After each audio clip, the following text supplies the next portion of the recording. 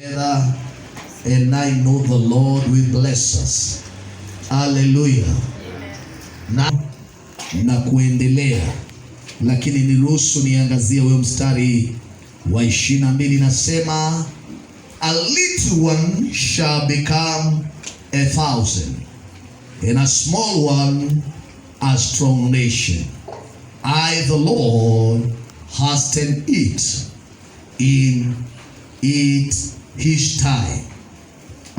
So maji wa Kiswahili kuna tafsiri nyingine nasema I the Lord at the appointed time I'll do it. Mdogo atakuwa elfu. Angalia jirani yako, mwambie mdogo. Muangalie vizuri, mwambie mdogo atakuwa elfu. Sasa nataka muangalie vizuri, mwambie wewe, haijalishi vile watu wanakuona. Wanaweza kuwa wanakuona kwa udogo, lakini mwambie ngoja wakati wa Mungu. Amen. Tokojo kabile. Hallelujah. Amen. Tunaongea na mtu kweli? Yeah. Angalia jirani yako, mwambie haijalishi udogo wako. Haijalishi unaonekana duni namna gani. Mwambie kwa wakati wake. Wakati wake. Mwambie kwa wakati wa Bwana. Wakati wa Bwana. Mwambie si wakati wa kijiji cha kwenyu. Ndio wakati wa kijiji. Mwambie si wakati wa masomo yako. Wakati wa masomo. Sio pesa ulionayo. Mwambie kwa wakati wa Bwana. Wakati wa Bwana. Bwana atakufanya kuwa taifa kubwa. Ataifanya kuwa baba. Mwambie na mtu leo. Yeah. Mdogo atakuwa elfu. Mdogo atakuwa elfu. Na mnyonge atakuwa taifa hodari. Naye mnyonge, yani ule mtu anajulikana ni dhaifu, hana nguvu, hana uwezo, Bwana atamuinua na kumfanya taifa kubwa. Ninaomba kwa jina la Yesu mwezi huu, pokea hiyo neema. Kila roho ya uduni iondoke. Kila roho ya udogo iondoke. Kila roho ya uchache iondoke. Bwana akufanye taifa kubwa. Bwana akufanye maelfu. Bwana akufanye kabila kubwa. Mimi Bwana nitayahimiza hayo wakati wake. Sasa si wahimiza, nitatimiza. Angalia hiyo jina inasema nini? Nitayatimiza kwa wakati wake. Anasema nani? Anasema hivyo, mimi Bwana kwa wakati wake nitatimiza. Amen. Angalia jirani yako, nataka umpatie smile na umpe high five, mwambie leo tunaongelea wakati wa Bwana. Mwangalie tu na usmailie tu, mwambie tunaongea kuhusu wakati wa Bwana. Mwambie umegoja wakati wa jamii yetu hawajaonekana. Umegoja mzee hajaonekana. Umegoja watoto hawajaonekana. Mwambie ni wakati wa Bwana. Mwambie ni wakati wa Bwana. Na wakati wa Bwana atatenda. Haleluya. Naja kama nabii wa Bwana kutangaza ni wakati wa Bwana.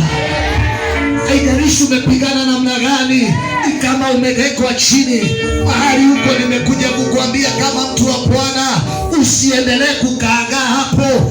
Inuka, maana ni wakati wa Bwana. At the appointed time.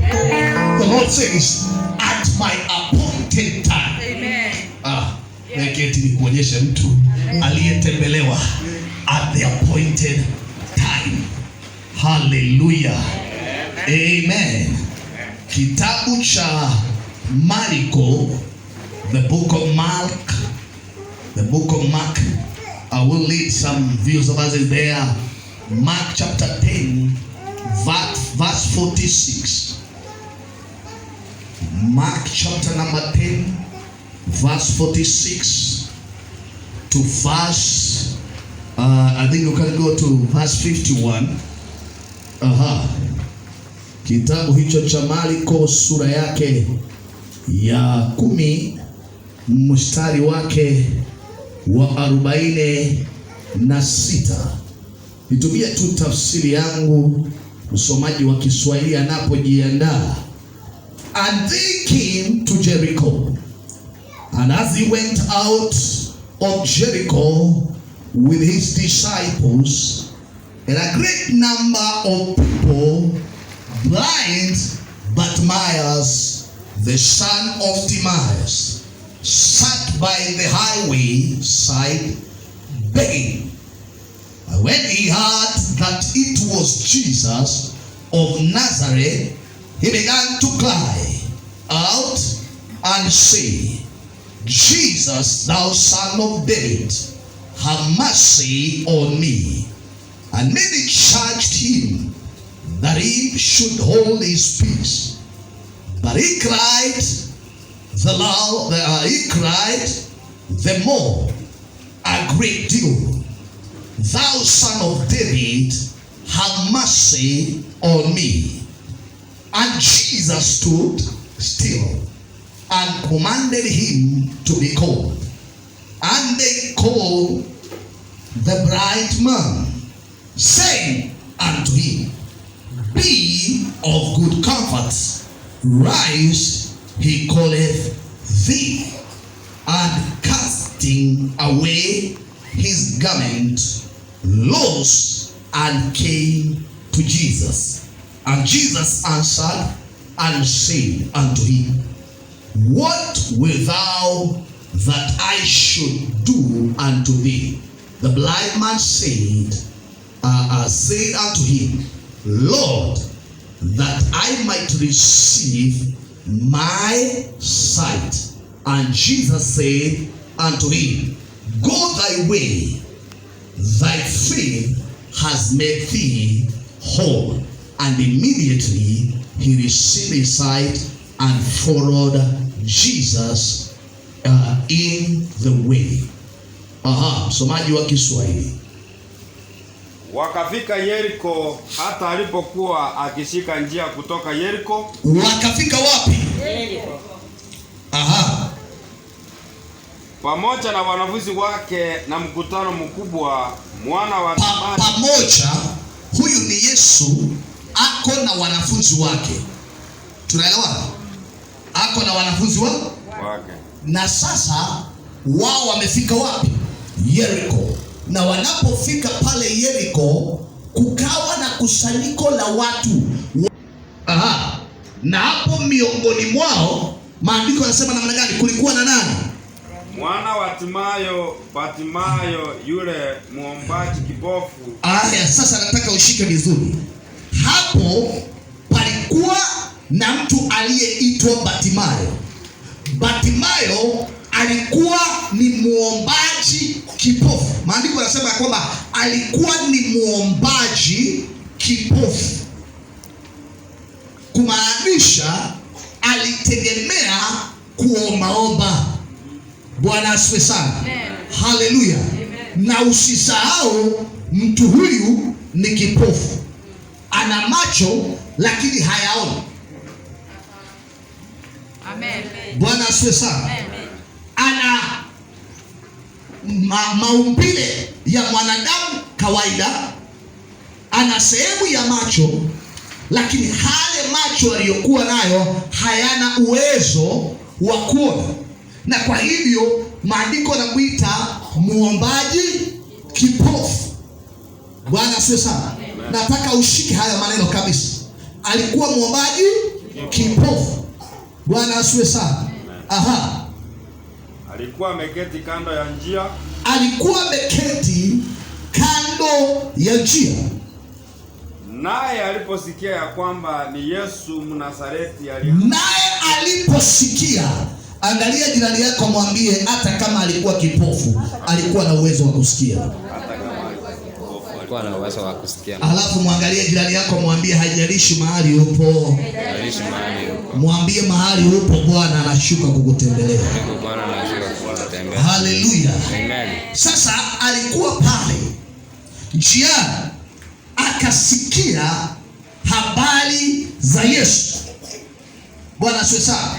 Unajua tumekuwa tukiongea about a season of restoration. majira ya urejesho. Bwana asifiwe sana. Na tukawa tumesema majira ya urejesho ni wakati unarudishiwa kilichokuwepo na Bwana anakirudisha katika uhalisia wake. Bwana asifiwe sana. Sasa huyu Bartimayo ako katika majira ambayo hajayaelewa, lakini kuna fursa ambayo ameiona, na alipoiona hakuiruhusu ipite. Maandiko yanasema aliposikia habari za Yesu akafanya nini? Alianza kupaza sauti yake na kusema Mwana wa Daudi, Yesu unirehemu. Na wengi wakamkemea ili anyamaze.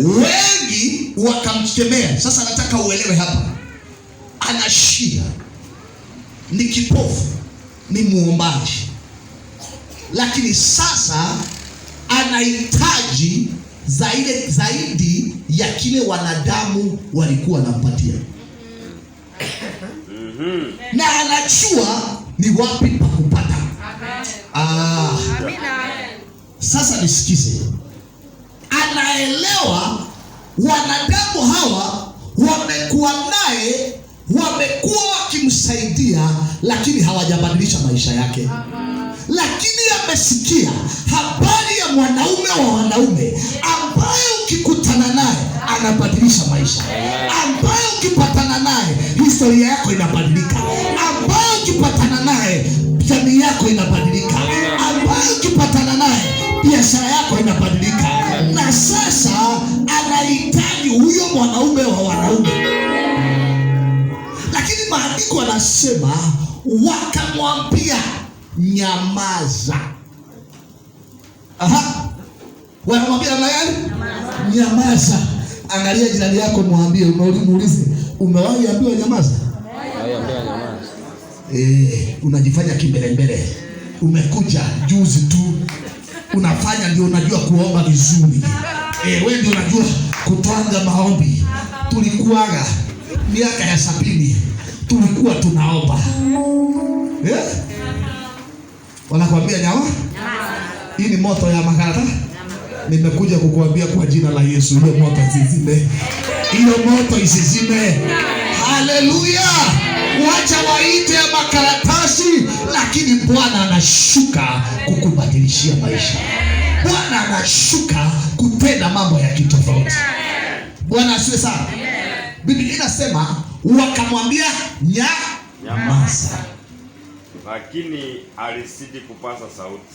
Sasa yeye alielewa shida yake. Angalia jirani yako, mwambie elewa shida yako. Mwambie tunaweza tengeneza kamiti na tusiweze kushughulisha shida yako. Mwambie unaweza ita kiombea kwenu na wakose kukusaidia, maana watachanga ile wamezoea. Lakini ukipatana na mwanaume wa wanaume, yeye anabadilisha vitu. Bwana asifiwe. Walipomwambia nyamaza, maandiko nasema aliweka sauti yake juu. Bwana asifiwe. Bwana asifiwe. Amen. Yeye kuna kitu hakuelewa, ya kwamba majira yamebadilika. Amen. Lakini kuna kitu kilimwambia ya kwamba nyakati ambazo hupo si zile za kupewa mapeni. Amen. Ni nyakati za kupata kile ambacho wanadamu hawajakupatia. Amen. Bwana sasa. Na ndio maandiko nasema kwamba walipomwambia nyamaze, alipasa sauti zaidi. Bwana asiwe sana. Sasa nataka uelewe, kila majira Mungu huachilia katika maisha ya mwanadamu, shetani huinua mapepo yake. Bwana asiwe sana. Angalia jirani yako, mwambie shetani huinua mapepo yake. Shetani huinua mapepo yake. Na hayo mapepo yanakuwa yamevaa mavazi na umbo la ndugu katika Yesu, dada katika Yesu, na yako pale yatumike kukugandamiza. Amina. Bwana asifiwe. Bwana asifiwe. Elewa, hawa sio wageni wanaomwambia nyamaza. Ni watu ambao walikuwa katika kusanyiko, ni watu waliona miujiza Yesu alifanya, ni watu waliona uponyaji Yesu alifanya, lakini hawataki Bartimayo atoke mahali alipo. Kuna watu hawatataka uache mahali ambapo wamekuwa, maana wamekuzoea. Lakini leo kwa jina la Yesu nataka kusema Bwana anabadilisha majira. Wakati wa Mungu umefika, na wakati wa Mungu maana umefika.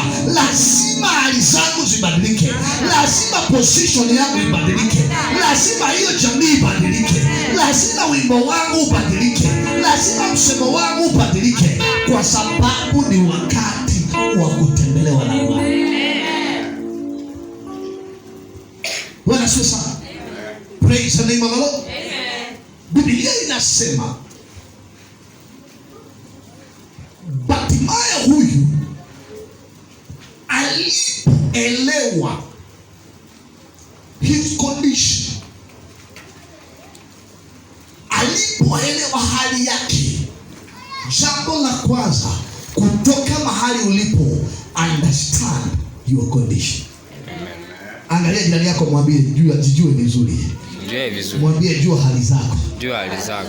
Bwana asifiwe. Naja kama nabii wa Bwana kuambia Wakenya jijueni. Haya, narudia tena kama mwanasiasa sasa. Wakenya abantu baminto jijueni. Wanasiasa hawatawasaidia. Hawatawasaidia. Wakiona kikapu wanaachana na shida zetu. Atakaye saidia Kenya ni Yehova. Amina. Na ndio niliwasalia waambia hivi, hata tulioiba UDA wala wameita ODM, saa hizi wimbo ni mmoja. Maana Yehova asiposaidia wa Kenya, hatutapata msaada mahali penginepo. Haleluya. Na ninajua Mungu aishi atasaidia Kenya. Atasaidia Kenya kwa sababu wameshikana. Atasaidia Kenya maana yeye ni Mungu wa Kenya. Amen. Watashikana lakini Bwana ochibu ataniali. Amen. Aya. Bwana asifiwe. Unajua kuna mahali nilisukuma kidogo nikasema Nyasaye injina ababula tabirie na abekiri umuliro. Tikabige ile kwa shamba. Wacha iendelee kuwachoma, na ukweli walianza kukaa kama watu na wanawaka moto. Kwa sababu gani? Mungu amezishikania. Ninaomba Yehova azishikanishe. Haleluya. Nasema Yehova azishikanishe. Biblia inasema kwa sababu Bartimayo alielewa shida yake, kwa sababu ya kuelewa shida yake ilimsababisha kutokubali a comfort zone. Bwana asifiwe sana. Bwana asifiwe. Angalia jirani yako, mwambie ukijijua kuna hali utakataa. Unajua kuna watu wameishi kwa hali fulani na wameichukua ni sehemu ya maisha. Asiwa ibure iwo mahali ulizaliwa, kuna vile wanaishi, kuna vile wanafanya mambo. Hakuna mwenye amepita juu kidogo akawa juu yao, maana kuna mazoea ambayo wamezoea. Lakini nafika mtu wa Mungu aseme hapana, hapa sio mwisho wangu, nainua kiwango. Nasema nainua kiwango. Hata kama hakuna mtu alinunua shamba nje ya Kisii, nitanunua kwa jina la Yesu. Hata kama hakuna aliyejenga nyumba ya kifahari, nitajenga kwa jina la Yesu. Nitainua kiwango. Hata kama kwetu hakuna mtoto aliyeenda university, wa kwangu wataenda, maana nainua kiwango. Hata kama hakukufanywa harusi kwetu, ninatangaza kwa jina la Yesu, nitafanya harusi. Wa kwangu watafanya harusi, maana ninainua kiwango. Haleluya. Unajua kuna vitu lazima upigane navyo. Angalia jirani yako, mwambie pigana na status quo. Wanasema sana. Yaani mahali pa kustarehe na kupumzika. Bartimayo alikuwa anapewa mapeni, lakini alisema, kwa Kikuyu tunasemaga shegana ya kwamba imetosha. Hii mapeni haijabadilisha maisha. Ninahitaji kitu cha kipekee. Jehova na ashuke sasa. Amen. Bwana asifiwe.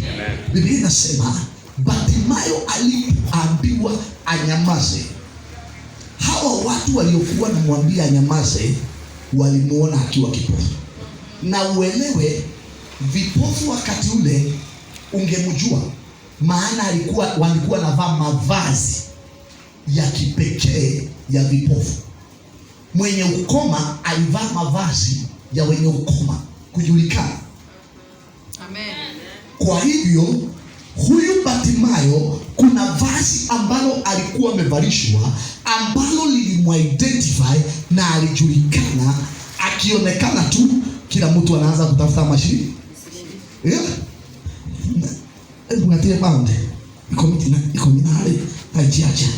Yaani hawezi tolewa 100, anatolewa 10. Bwana asifiwe sana. Niliona jamaa mmoja ambaye ni mwana biashara lakini pia ni kipofu. Akawa amesema hakuwa kipofu lakini alikuwa ni mlemavu. So akawa anasema walikuwa naongelea ulemavu sio kujishindo. Sasa wakiwa analeta ile kiswala, akawa anasema mahali popote wanapoenda, hata akitaka kuitisha msaada, wakati ameita mtu amsaidie, yule mtu huanza kuingia kwa mfuko kuanza kutafuta nini atampatia. Na yeye mwenyewe amebarikiwa, ana pesa hata anaweza kupea huyu. Lakini kwa sababu ya ulemavu wake wanaona huyu mtu anahitaji msaada, na msaada ni kumtafutia mapeni. Unajua kuna watu wanakujua na hali zako. Kuna watu wanajua na shida zako. Kuna watu wanakujua na vilio vyako.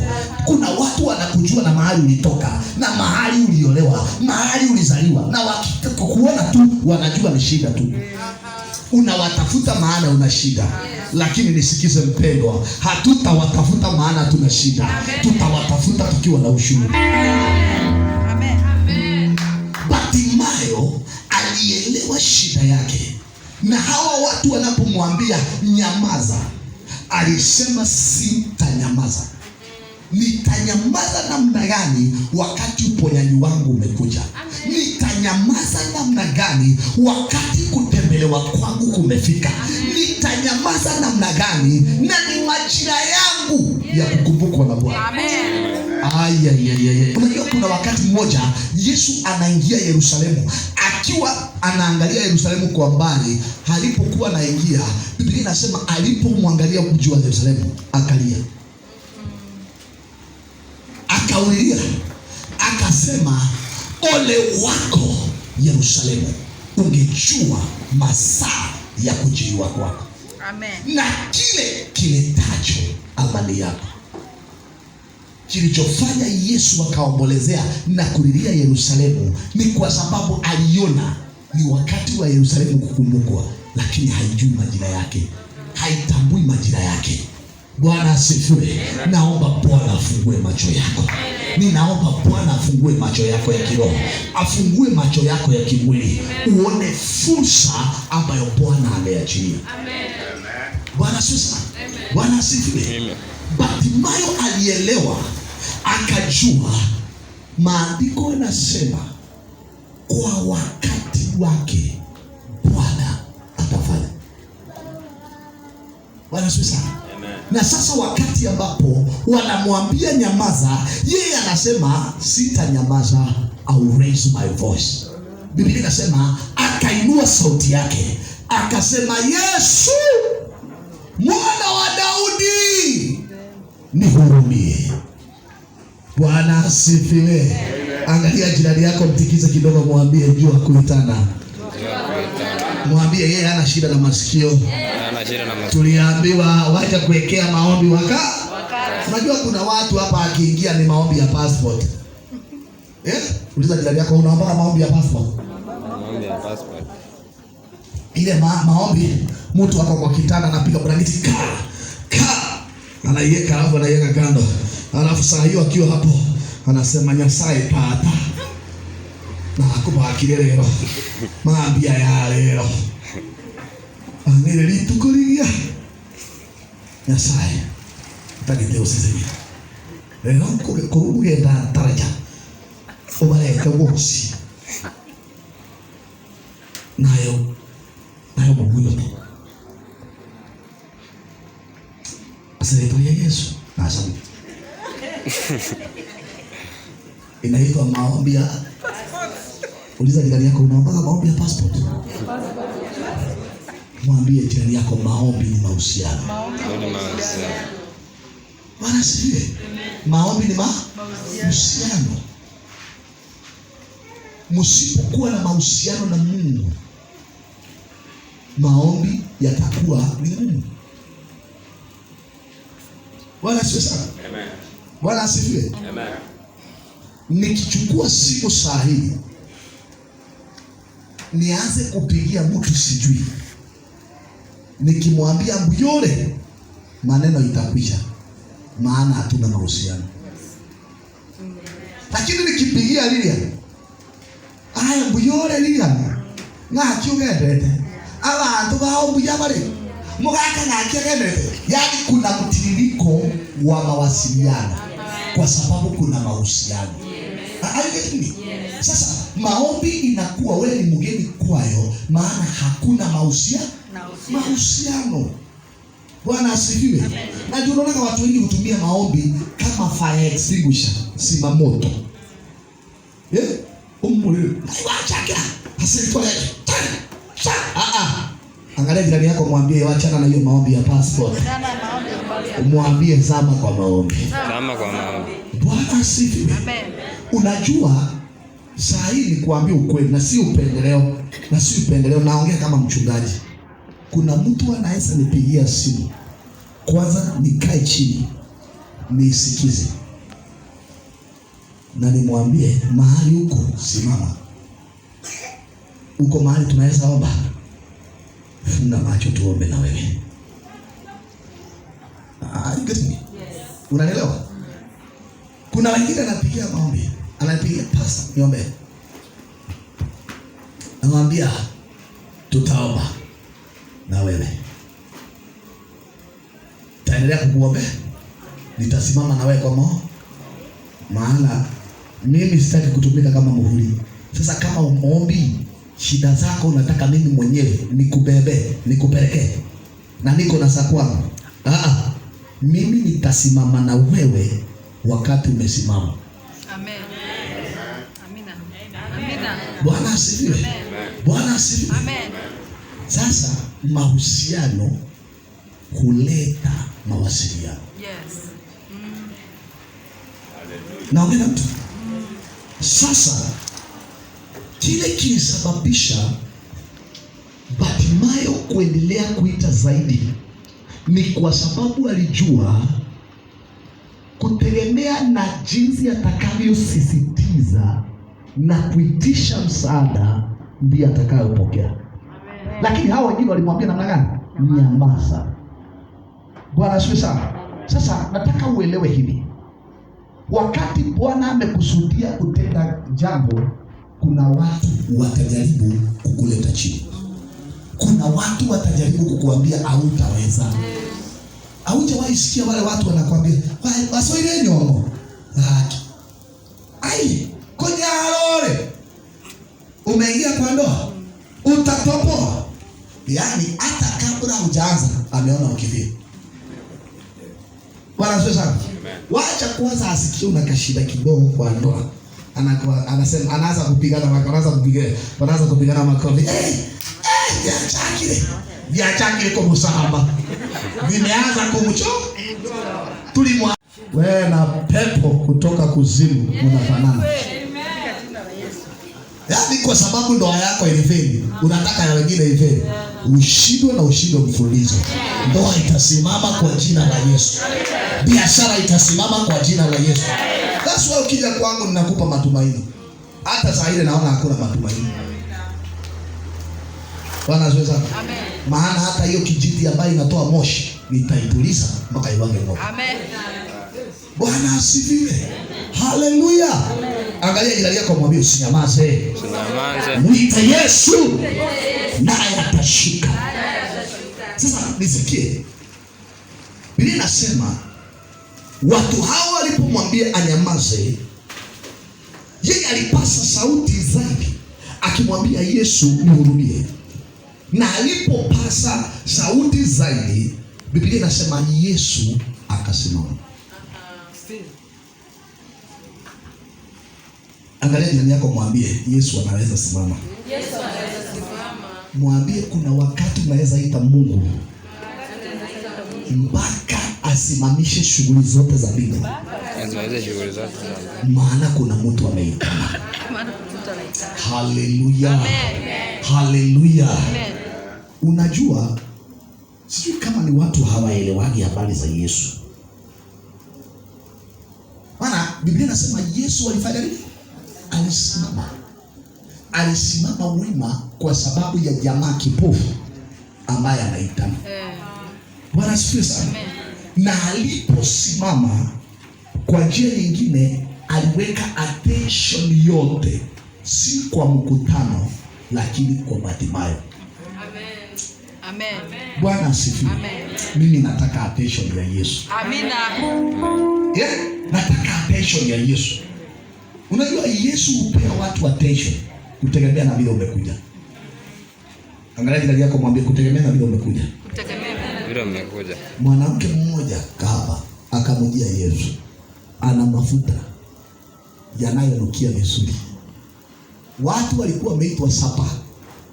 Kila mtu ako kwa meza, wanashughulika na vitoche ile iko kwa meza. Huyu mwanamke alipoingia, ile formula aliingia nayo ilikuwa ya kipekee. Hata kama alikuwa kahaba, maandiko yanasema alipofika miguuni mwa Yesu akaivunja ile manukato yake. Alipoyavunja akayaachilia yale manukato, akapanguza miguu ya Yesu na nywele zake.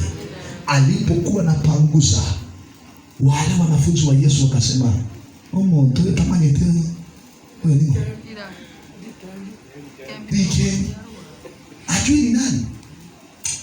Unajua saa ingine nasimamaka na watu mpaka saa ingine unasikia uoga. Lakini sasa pastor, siwe ni mchungaji. Bwana asifiwe sana. Maana sasa umesimamishwa na mtu anahitaji. Utasema pastor sitasimama. Sasa zingine tunasimama na watu mpaka wanasema Nyasaye ngoja. Maana sasa wale wanapita sijui wataniona na namna gani. Lakini nasema Bwana, wewe ndio uliniita. Tunaelewana?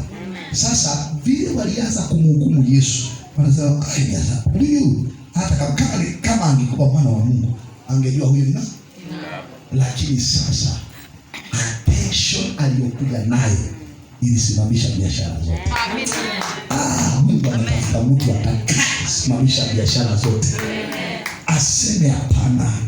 Vile huyu mtu ameingia, vitu lazima vibadilike. Vile Bartimayo aliitana mbele za Yesu, Biblia inasema Yesu alisimama, na aliposimama akawaambia waliokuwa karibu naye, "Muiteni." Muiteni. Nimetumwa nikuite leo. Kama nabii wa Bwana. Hapo mahali umekaa si mahali Mungu amekusudia. Hapo maisha ambayo umelia kujiombolezea, kujihurumia, Bwana amenituma nikuambie, nikuite. Amina. Utoke. Amen. Bwana shuza. Walimwambia, Yesu aliwaambia muiteni. Wao waliokuwa wamemwambia nyamaza ndio walipoenda kumwambia jipe moyo, anakuita. Amen. Jibu. Amen. Warangeli. Jipe moyo, anakuita. Amen. Bwana asifiwe. Amen. Nataka uelewe hivi, ukipata attention ya mfalme wa wafalme, hawa wengine wachana nao, watasalimu amri. Amen. watakuja wakuambie jipe moyo, anakuita. Amen. Bwana sio sana. Amen. Sasa nataka uangalie hivi. Mtu ameingia hapa. Tunaelewana? Si anakuwa na bodyguard. Si anakuwa na jeshi yote, polisi yote, mpaka wa forest. Na mahali yako sio forest. Wanakuwa hapa. Vijana kwa kazi wanaita kwa youth service. Wanakuwa wapi? Hapo. Kwa sababu rais sima moto wako hapo. Lakini rais akisema niitie huyo mama, leta huyo mama, hata wenye walikuwa namwambia tafadhali usipite kwa ile hao ndio wanakuwa wa kwanza kumchukua juu. Hata hitaji transportation, atapewa free transportation kufika mahali rais yako. Ninaomba kwa jina la Yesu, wakati huu Bwana anapokukumbuka, wacha waliokudharau, waliokutukana, walioongea vibaya, wao ndio wataongea vizuri kukuhusu. Amen. Waliosema hautatoboa, hao Mungu awatumie kuadvertise hiyo biashara. Hao waliosema hao watoto hawatasoma, wao ndio wa kwanza kusema msimkue kama mtoto ya Nyerere. Kwa sababu mambo yamebadilika. Wakati Bwana Yesu alisema muiteni. Kwa nini Yesu amwangazie Bartimayo kipofu? Maana maandiko yanasema kwa wakati wa Bwana atatenda. Sasa nisikize, wakati wa Bwana hata wachawi wa kweli, wawe ni wakutembea na oroteo, wawe ni wakutembea na omare, hawawezi kuzuia Bwana kukutembelea. Hawawezi zuia baraka za Bwana. Maana wakati wa Bwana ukifika, anasema nitatenda. Hii inanikumbusha mwanamke mmoja ambaye alimfanyia fadhili Elisha. Biblia inasema huyu mwanamke alikuwa hana mtoto, akamkaribisha Elisha nabii wa Bwana. Anaenda kwa mumewe, anamwambia mtu huyu ni mtu wa Mungu. Na anamwambia mtu huyu tumtengenezee chumba, na tuweke taa na kitanda, anapopita anapumzika. Elisha wanaingia kwa ile nyumba wakiwa na Gehazi. Wanapofika kwa ile nyumba, yule mama amewafanyia mambo mengi mazuri. Saa ile yule mwanamke anataka kutoka, yule nabii anataka kutoka, anauliza yule mwanamke, ni nini ungependa tukufanyie? Ama ni neno gani ungependa tupeleke mbele ya mfalme? Maandiko yanasema huyu mwanamke alikuwa na heshima zake. Aliwaambia, sina lolote ninalohitaji, nina vyote ninavyovihitaji. Gehazi ndiye aliangalia, alikuwa kimbelembele, alikuwa amepiga macho huko, akaona hagoti umwana tei. Alipoangalia akaona huyu mama huyu amechelewa. Ndiye akaenda akaambia Elisha, nimeangalia kwa hii mji sijaona mtoto. Biblia inasema Elisha alipoangalia yule mwanamke akamwambia, mwakani wakati kama huu utapata mtoto. Amen. Yule mwanamke akaangalia Elisha akamwambia, usiinue matumaini yangu bure. Amen. Usiinue matumaini yangu bure. Lakini huyu mwanamke hakujua ni wakati wa Bwana umefika. Amen. Bwana asifiwe. Amen. Maana nikuambie leo, hata kama miaka imeenda na Mungu amesema wakati wake umefika, utaingia na uendeshe hiyo gari. Hata kama utaendesha na miwani, utaendesha, maana ni wakati wa Bwana. Bwana asifiwe. Bwana asifiwe.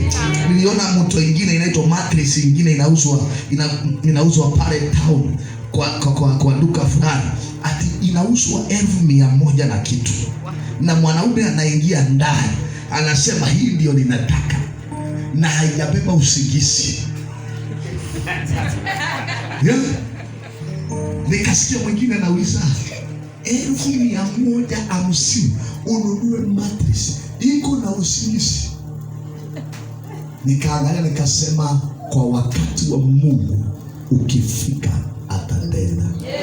Nitaitisha na mimi nilale kama mwana wa mfalme.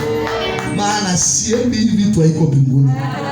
Sasa mbinguni ni barabara za dhahabu. Sasa utaenda kuendesha gari namna gani kwa barabara za dhahabu? Gari nahitaji hapa. Angalia gari yako, mwambie nahitaji hapa. Nyumba mzuri nahitaji hapa. Haleluya. Huyu mwanamke Biblia inasema akamwambia Elisha, usiainue matumaini yangu bure.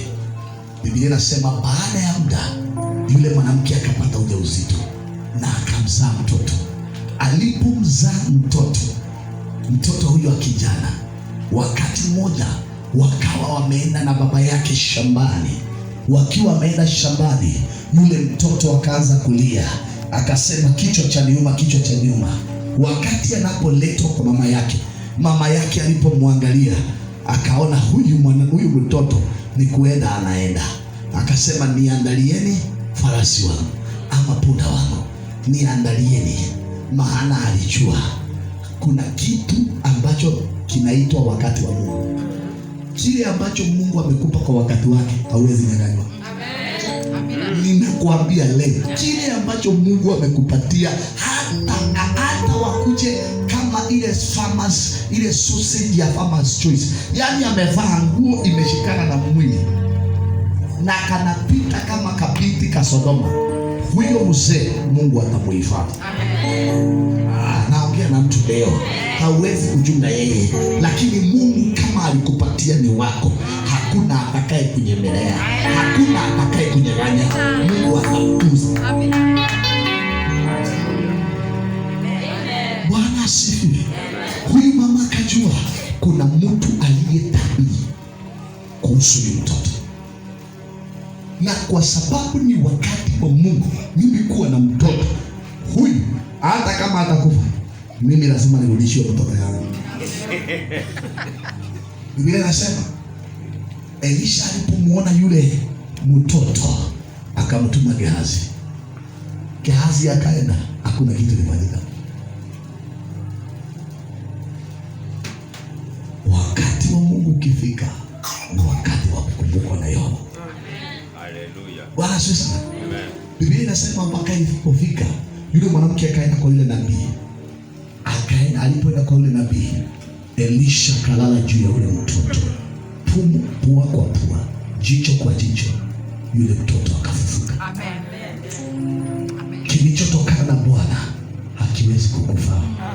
Nasema hivi, kile Bwana ameanzisha hakuna mwanadamu anaweza kukomesha. Aya, nasema hivi, nisikize, wakati wako wa kukumbukwa na Bwana, wakati wa Bwana unapofika, muujiza Mungu anatenda ni permanent. Yes. Yukia mtu muonge high five, muonge mpaka asikie uchungu, muonge mpaka asikie uchungu.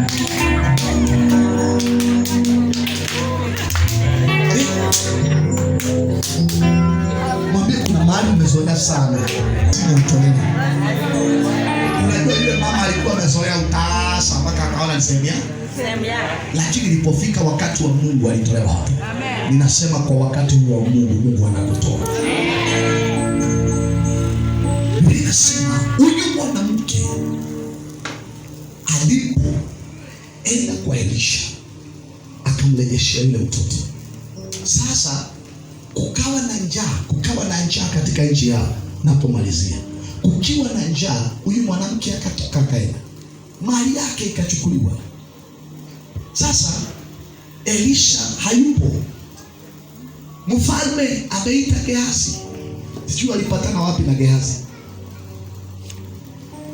maana kulingana na historia na ya maandiko, wale wenye ukoma wale wenye walikuwa kwa lango la Samaria walikuwa ni Gehazi na watoto wake. Lakini sasa sijui hapa alitokea wapi. Biblia inasema akawa anahadithia mfalme habari za miujiza yote Elisha alikuwa amefanya. Akawa anamwambia mfalme, kuna mwanamke mmoja ambaye alikuwa ni tasa, kwa neno la nabii Elisha akapata mtoto, na huyo mtoto akafa siku moja, na alipokufa Elisha alipompata yule mtoto akamrejeshea uhai wake. Sasa hivi anasema hivi, umeongea haya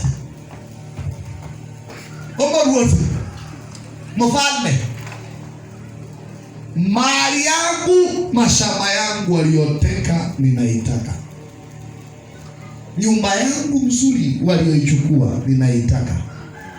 Gehazi kuangalia akasema, mfalme, yule mwanamke nilikuwa na kuambia habari zake sio mwingine, ndio huyu.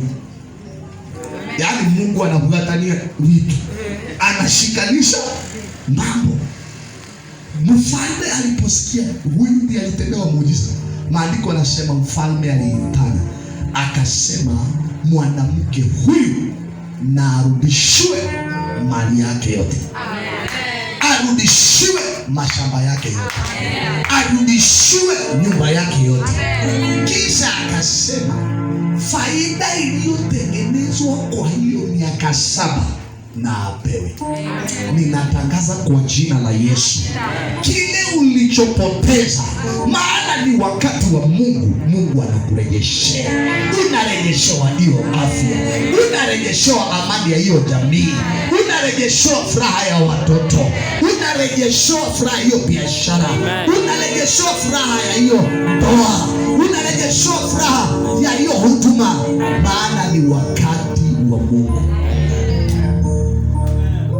Bwana asifiwe. At the appointed time. Guzia huyo mwenye mko na yeye hapo, muguze huyo kwa nyuma yako, mwambie wakati wa Mungu. Wakati wa Mungu. Mwangalie vizuri, mwambie sio wakati wa Ruto. Wakati wa Ruto. Na broad based government. Mwambie sio wakati wa broad based government. Wakati wa broad based. Ni wakati wa Mungu. Wakati wa Mungu. Na ninaomba majira haya Mungu atupe mashamba. Majira haya Mungu atupe biashara. Majira haya Mungu atupe pesa. Majira haya watoto wasome. Na tutakopa ovyo ovyo. Ninaomba Mungu akupe pesa. Na niliwaambia mwaka huu tulipokuwa unaanza, niliona Mungu akitubariki na pesa. Naomba Mungu akitubariki na pesa. Haleluya. Unajua juzi nilikuwa mahali, niliitwa, kuna kakitu nilikuwa nimechukua mahali. Sasa ile nilikuwa hapa Sunday, na nilikuwa nimepanga ningeenda sasa wiki. Ilikuwa ni wiki. Hii wiki ndio nilikuwa nimeenda, maana lifi yangu haikuwa imeisha. Na mimi nataka kutumia muda wangu vizuri. Bwana asifiwe sana. Saa hiyo hata sina chochote, sina sikuwa na hiyo 50. Na ukweli nilienda nikamwambia nipe account number. Na saa hii niko na 10,000. Kwa ile 50 natafuta 40. Na ninaamini Mungu kabla ya wiki nitaweka 20. Na kabla ya mwezi kuisha hiyo 50 nitakuwa nimemaliza. Sasa ukiniangalia hivi unaanza kusema pastor anakuwa na pesa. Huyu mtu ni mtu ya imani. Wale wamekaa na mimi wanajua kabisa huyu ni mtu ya imani. Ya imani. Bwana asifiwe. Haleluya. Amen. Maana nikiongea siongei kulingana na wallet yangu. Wallet hata haina chochote saa hii, iko bure kabisa. Haina kitu ndani. Lakini imani inanipa vile ambavyo kibeti haiwezi kubeba. Amen. Bwana asifiwe. Bwana asifiwe. Huyu mwanamke alirejeshewa vyote. Hatimaye alipoitwa na Yesu, Biblia inasema alitoa vazi alilokuwa nalo. Sasa nataka uelewe hapa. Hii vazi ilimwidentify kama kipofu. Bwana asifiwe. Amen. Sasa nataka uone imani. Nataka uangalie imani. Bwana asifiwe sana. hii vazi ndio imekuwa ameizoea miaka mingi, na ndio wanajua yeye ni kipofu. Hajaambiwa atapona, lakini amejua mahali anaenda mwenye ameitana ana uwezo wa kusuluhisha shida yake. Sasa Biblia inasema atatoa. Wewe msomaji, hebu nisomee hiyo maandiko. Labda hawa wanaona kama ni miti yao. Naongea. Maliza. Yesu akasimama akasema, muiteni. Wakamuita yule kipofu. Wakamwambia, jipeni moyo. Wakamuita akamwambia, jipeni moyo. Inuka, anakuita. Inuka, anakuita. Akatupa vazi lake. Alitupa ile vazi. Alifanya nini? Kwa sababu alisema, leo sirudi hapo. Mahali ambapo nimetoka nimekuwa nikipokea mapeni, lakini mahali ninaenda kupokea vyote ninavyovihitaji. Akatoa ile vazi akatupa. Leo kwa jina la Yesu Kristo, sijui ni vazi gani umebebeshwa, iwe ni ya umaskini, iwe ni ya magonjwa, iwe ni ya aibu, iwe ni ya kudharauliwa, iwe ni ya kutukanwa. Ni wakati wa kuivua na kuitupa. Ni wakati wa kuivua na kuitupa. Ni wakati wa kusema umasikini kwa heri, kupiga kwa ndoa kwa heri, mateso kwa jamii kwa heri, umasikini kwa heri, kukula kile napata kwa heri, nitakula kile nataka. Ayai, ingekuwa ajali. Ingekuwa ajali. Na nashukuru Mungu kwa wale wamejenga miaka hii, kwa sababu nimeona kile wamejenga. Ile ninajenga hawajaona. Asante kwa wale mmejenga. Ninashukuru, Bwana wabariki. Sasa ile ninajenga hawajaona. Maana maandiko yanasema yale mambo jicho halijaona wala sikio halijasikia, ndio Bwana amewaekea wenye haki wake. Sasa wewe unakaa na pressure ati kwa sababu mtu ameweka nyumba ya room 3 na mabati ameweka ya blue, na wakati aliweka hii ya blue ilikuwa ni ile ya block. Sasa hii kuna ingine inakaa namna hii, inakaa namna hii, yaani inakaa na maringo ikiwa juu ya mabati, ikiwa huko juu ya juu. Sasa wewe ukiona yule ameweka ile, shukuru Mungu maana umeona hiyo. Sasa ile ambayo Bwana amekuwekea ni hiyo ingine, hiyo ina maringo huko juu mpaka wanasema wenyewe wewe ni mbarikiwa Bwana. Apatia mtu life mwambie wewe ni mbarikiwa. Mwambie hiyo vazi tupa. Mwambie umelia shida sana. Mwambie umelia hiyo pofu. Umetukanwa. Weka hiyo vazi mbali. Haleluya! Haleluya! Hatimaye anapofika kwa Yesu, anaulizwa unataka nini? Anasema ninataka kuona. Alijua kile anahitaji. Wewe unajua kile unahitaji? Ama ndio unaulizwa ni kazi gani unataka? Kazi yoyote tu. Kazi yoyote? Mimi si wa kazi yoyote. Nataka kazi na pesa nzuri. Bwana asifiwe. Ninaombea watoto wa jamii hii, Bwana wape kazi nzuri. Awape kazi nzuri. Hawatakula mifupa, hawatakula makwato, watakula sehemu iliyo bora. Natangaza hao watoto watashika maelfu, watashika mamilioni. Unajua kuna mtu akisikia milioni anaona ni kama ile inaonekana kwa picha. Nasema kwako utashikwa milioni. Inasema hivi, unajua kuna watu wakipata 10,000 hawezi lala. Maana anakaa kama tupepo tumemwingia. Kuna kijana mwingine ana shida, anapata sijui kwa betting 1,200. Anaingiwa na pepo. Siku hiyo alilala na wasichana, alikuwa na wasichana 3, wanatembea pande kama boss. Mmoja pande hii, mwingine pande hii. Anaambia wengine nitagonga nilipe. Nilipomwangalia nikauliza 1,200 na imekuweka kiburi. Sahau au tawahi wengine. Na alikuwa ameajiriwa kazi kwa duka ya viatu. kwa sababu ya shilingi 1200 mpaka anataka naongelesha mdosi ni kama kijana yake anafanyia. Na kuombea Mungu akubariki na pesa. Na hata kama ukubariki, tafadhali nyenyekea. Usiwe na kiburi. Mungu akikuinua, nyenyekea zaidi. Ndio kuna mama hapa akibarikiwa hata mzee hawezi kuhoa. Maana ndiye analeta kitu kwa mimi. Kiburi wacha. Angalia kama umekaa karibu na mama, mwambie kiburi wacha. Mwambie pesa isikufanye usahau semina. Haya.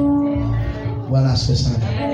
Kwa maana kuna wale akipata pesa tu hivi, mzee hawezi ongea. Maana yeye alinunua sapa.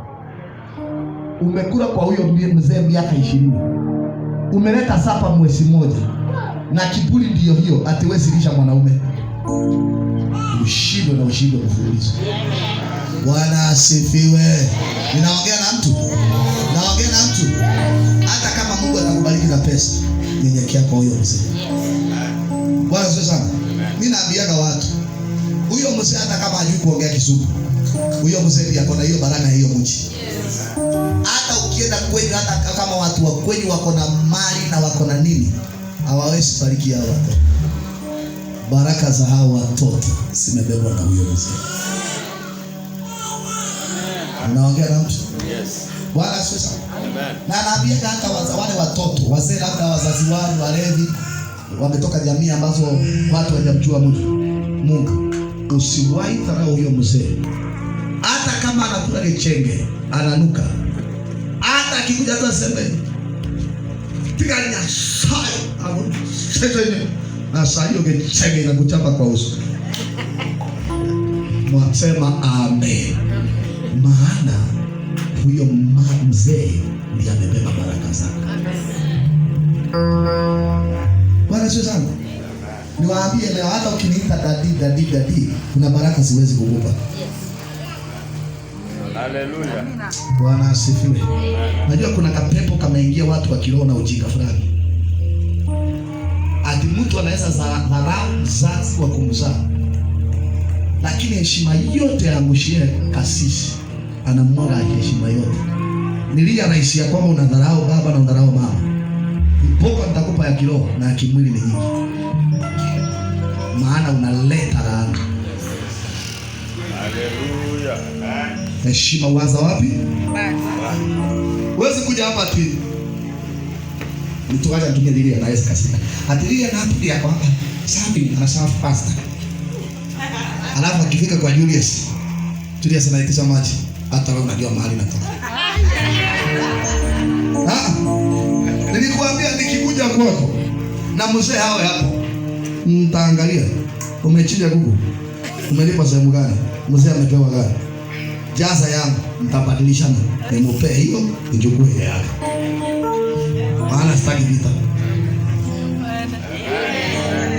Bwana asifiwe. Naongelesha mtu.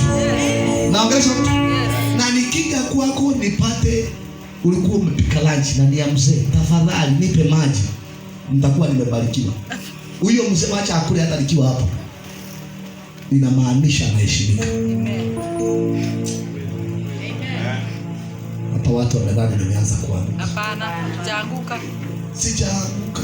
Nimeokoka na nimejazwa na Yes. No. Mimi nikitoka hapa nikienda nyumbani, baba mzazi hayupo, lakini mama yupo. Nikienda siendi kama pasta, naenda kama umwana. Mama, ndio takitego kolele. Na ndio takitego waseli. Na kibuyi wewe. Kama juzi nimekuwa mpaka kuwasili. Maana ameniambia ngwati chisista chale gocha chini. Siri nye takitego yosi. Unatendele nguruwe kwa yosinde. Sasa natoka Arabia. Mwana tiganya saya usisi. Sasa wewe hata ukijaribu kunena hana hapa, sitakuwa zikikurudia, maana mimi kutoka nyumbani nimebarikiwa.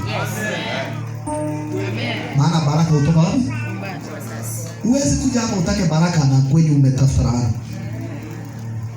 Sasa wewe watu wengi hapa tunaombea magonjwa ambayo yaani inaongezeka. Kama ilikuwa ni kifua kikuu. Sasa inakuwa inaitwa nini?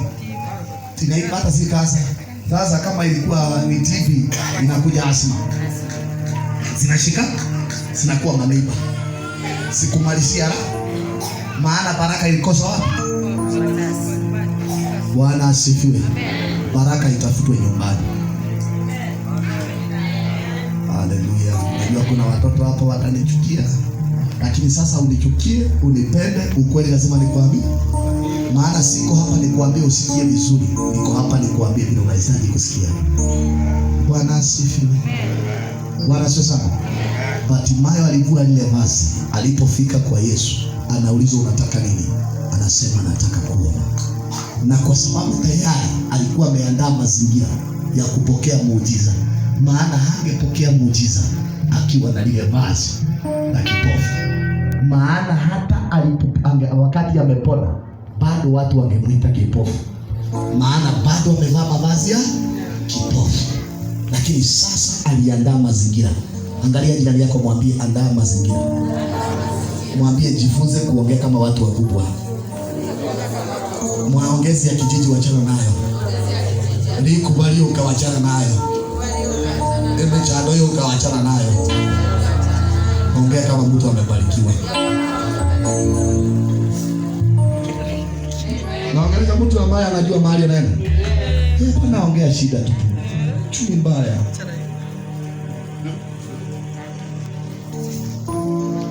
Bwana sasa.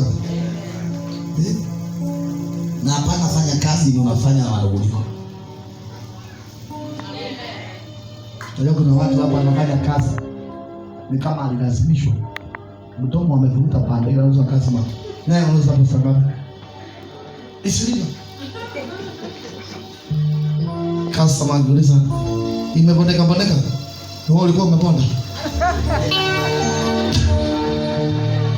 Na ni mtu akasoma.